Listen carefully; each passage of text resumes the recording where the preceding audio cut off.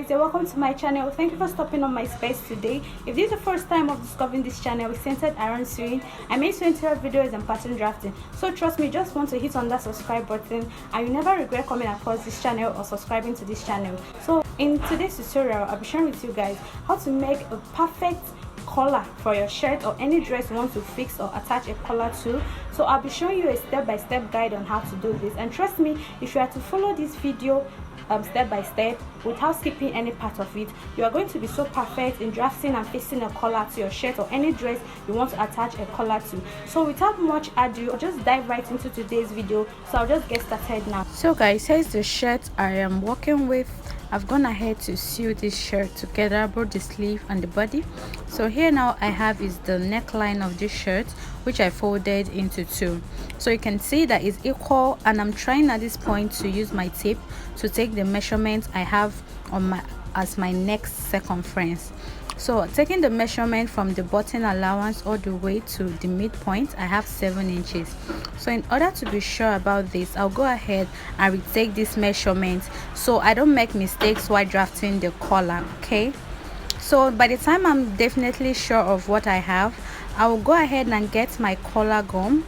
I'll go ahead now to fold this into two. So here is my collar gum. This is thick but not too thick, or you can use a clothes gum if you don't really have a collar stay or collar gum. So I went ahead to fold this into two, as you can see right here. So the 7 inches which I had as my neck circumference, I went ahead to measure it out on this my collar gum. So do remember that I folded my shirt into two to get the neck circumference.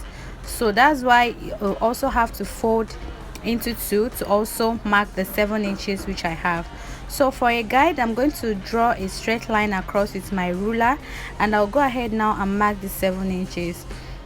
So this one I'm trying to draft out now is my collar stand. Okay, so I'm going to mark 1 inch as the height of this my collar stand. So you can see after marking this, I'm also going to use my ruler to connect all of this together. So having connected all of this together, I'll come to that top part. I'm going to give this a slant or a curvy shape. You can leave yours that way if you want, but I'm just giving this a little bit of design. So after this now, I'll go ahead to also cut the actual collar.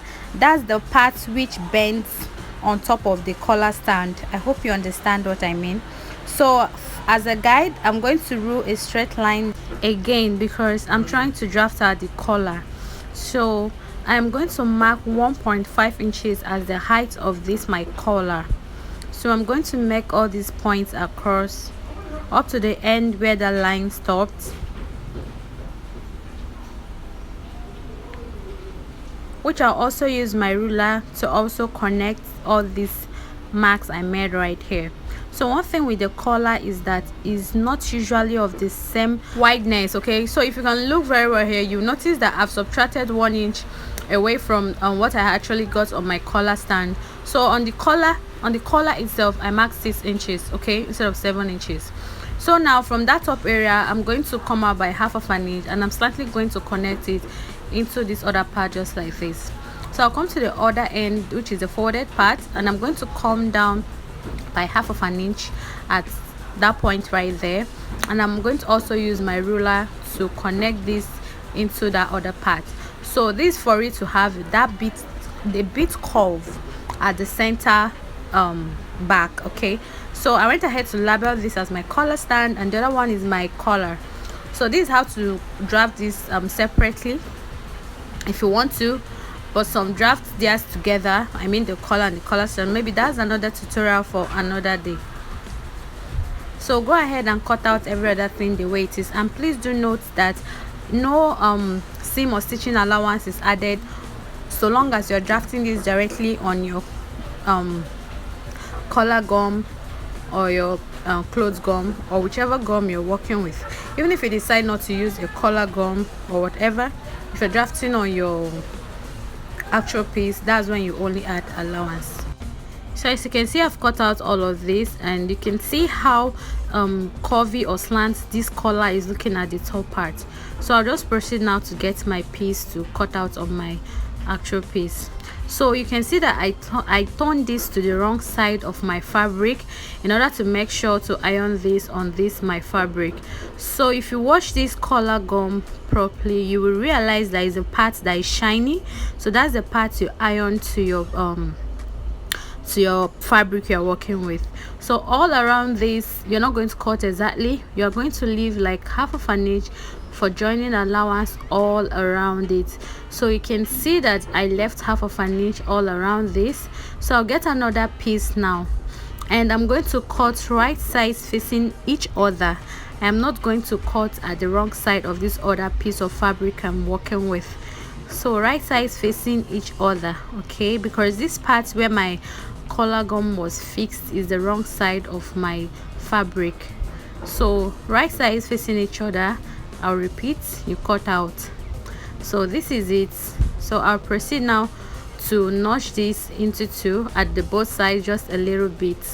So now for this my collar, my actual collar, I'll also repeat the same thing I did.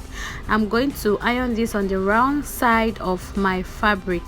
So you can see, take your time and iron this properly, and don't forget that the shiny part is a part that gums to the fabric.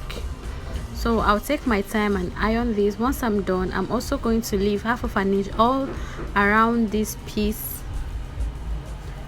I'm just going to leave half of an inch and cut just this way, guys.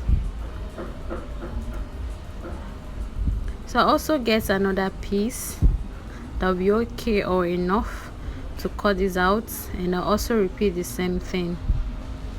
So guys, I'm done cutting this out. You can see how it came out. So the next thing is to start stitching after nudging. So I'll open this up and you can see what I have right here. So you're just going to stitch by 1/4 of an inch away from this your collar gum and stop at the sides which I showed you, just like this. So I'll go ahead now and trim off these excesses. So after trimming this off, this is what I have. I'm just going to flip this to the right side of my fabric. So forcing this out, after flipping it, I'll use my scissors to bring out the pointy edges at the top area. Just watch what I'm doing, you understand what I mean. So after this, give this a very nice and cool pressing. Iron this very well so it gets very flat, and that's when you achieve exactly what you want.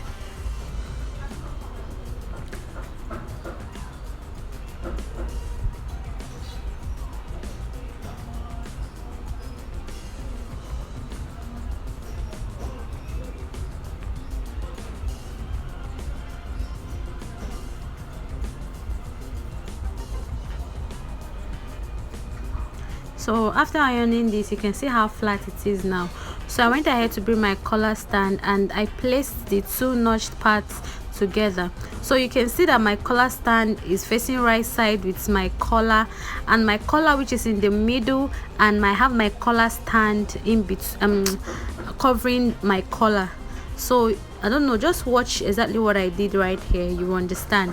So for that part that is straight, I made sure it's facing upward. So for the curvy part is facing downward. So I mean for the collar stand, I don't really know if I'm getting the explanation very well, but watch closely what I'm doing, you understand. So I'm going to stitch from that point up to that point using that half of an inch allowance which I gave to this.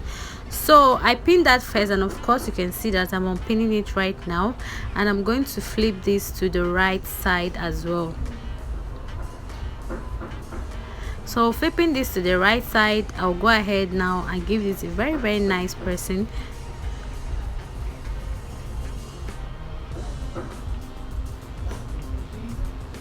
Please pardon the camera that is shaking.